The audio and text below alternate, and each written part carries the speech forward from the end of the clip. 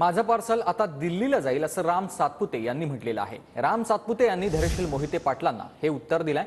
इथलं विकासाचं काम दिल्लीला जाईल असं राम सातपुतेंचं म्हणणं आहे। आता एका रात्रीत तुझं पार्सल बीडला माघारी पाठवणार असं मोहिते पाटील म्हणाले होते आणि त्यालाच राम सातपुतेने हे उत्तर दिलं।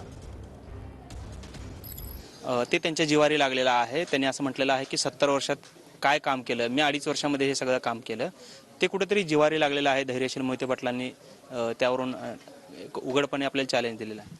नाही, मुळात माझ्या विधानाला इतकं पर्सनल घ्यायची गरज नव्हती, परंतु मोठे लोक आहेत, एका ऊसतोड कामगाराचा मुलगा आहे, गरीब घरात जन्माला आलोय, त्यामुळे त्रास होणारच। एका ऊसतोड कामगाराचा मुलगा, सामान्य परिवारातला, ज्याच्या आईवडिलांनी या मातीमध्ये घाम गाळलाय, ज्याच्या आईवडिलांनी रक्ताचं पाणी केलंय, तो आज आमदार होतोय, भविष्यात खासदार होईल, त्याच्यामुळे त्रास होणार ही खदखद आहे, ती बाहेर पडली।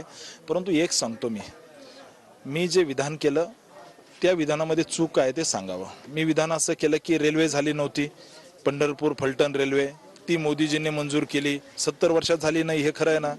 माझ्या तालुक्यातल्या 22 गावाला पाणी भेटलं नाहीये, 70 वर्षात झालं नाही, हे खरं आहे ना। हे 22 गावाला आता त्याचं 937 कोटीचं टेंडर निघलंय। मी जे झालं नाही ते सांगितलं, परंतु त्यांनी ते व्यक्तिगत घेतलं। असो, एका ऊसतोड कामगाराचा मुलगा आहे, गरीब घरात जन्माला आलोय, शेतकऱ्याच्या कुटुंबात जन्माला आलोय, माझ्या आईवडिलाचे काही कारखाने नाही आहेत, माझ्या आईवडिलांनी त्या ठिकाणी मोठ्या घरात जन्मलेलं नाहीये। ठीक आहे, हे मोठे लोक आहेत, मी छोटा कार्यकर्ता आहे, मला किती हिनवलं तरी माझा तुम्ही अपमान करू शकता, मला हिनवू शकता।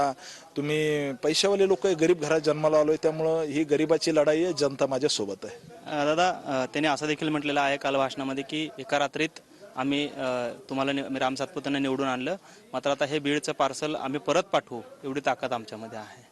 नाही, मुळात मी तुम्हाला निश्चित सांगतो, सोलापूरकरांनी ठरवलंय आणि मला दिल्लीला पाठवायचं ठरवलंय। मी निश्चित त्या ठिकाणी पार्सल घेऊन जाईल, परंतु इथल्या टेक्स्टाईल पार्क झालं पाहिजे, त्याचे कागद घेऊन जाईल दिल्लीला। इथं IT कंपनी झाल्या पाहिजे, त्याचे कागद घेऊन जाईल। या सोलापूरमधल्या दुष्काळी गावाला पाणी आलं पाहिजे, त्याचे पेपर्स घेऊन मी दिल्लीला जाईल। परंतु मी माझ्या इथल्या गोरगरीब जनतेसाठी दिवसरात्र एक करेल। मी अतिशय विनम्रतेने सांगतो की मी काम करणारा कार्यकर्ता आहे, संघर्षातून इथपर्यंत आलेलो आहे। सोन्याचा चमचा तोंडात घेऊन जन्मलेला आलेला नाहीये।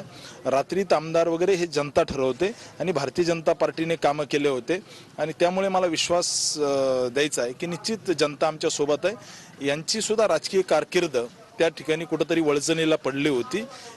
देवेंद्रजींनी आणि भारतीय जनता पार्टीने त्यांना आमदार केलं।